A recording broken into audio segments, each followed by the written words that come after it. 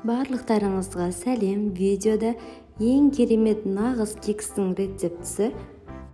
Видеоны соңына дейін мұқият қарап, міндетті түрде жасап көріңіздер. Ең алдымен ыдысқа еріген сармайымызды және құмшекерімізді салып араластырып аламыз. Өте көптеген оригинал рецепттерді менің каналымнан таба аласыздар, сондықтан да тіркелуді ұмытпаңыздар. Қалған ингредиенттерді осылай біртіндеп қосып араластырамыз.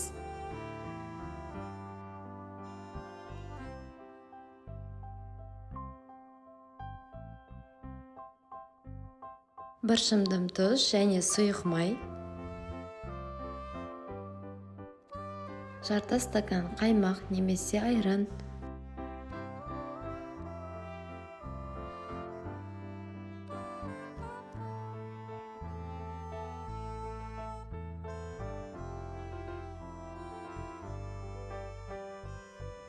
сүтімізді құямыз. Енді разрыхлителіміздің жартысын сұйық массаға, қалғанын ұнға араластырып қоямыз. Және де ұнымызды аз мөлшерден араластыра отырып қосамыз.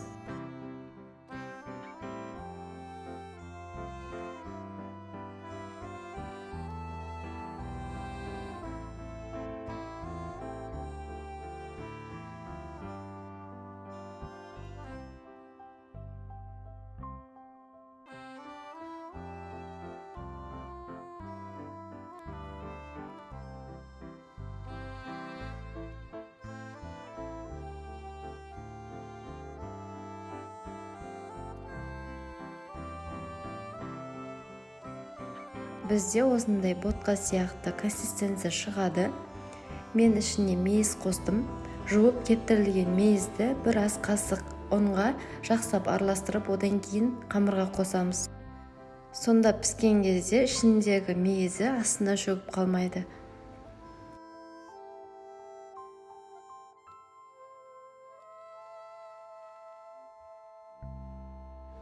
Осындай форманы жақсылап майлап, қамырымызды құямыз.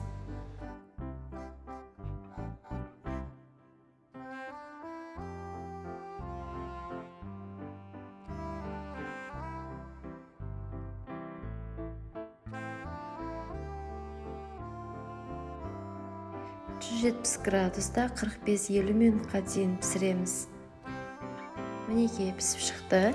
Енді тарелкаға төңкеріп аламыз және де үстінен сахарный пудра себеміз. Қазір ыстықта істерге ішін кесіп көрсетемін. Бастысы, бұл кекстің барлық ингредиенттері кез келген үйден табылатыны сөзсіз.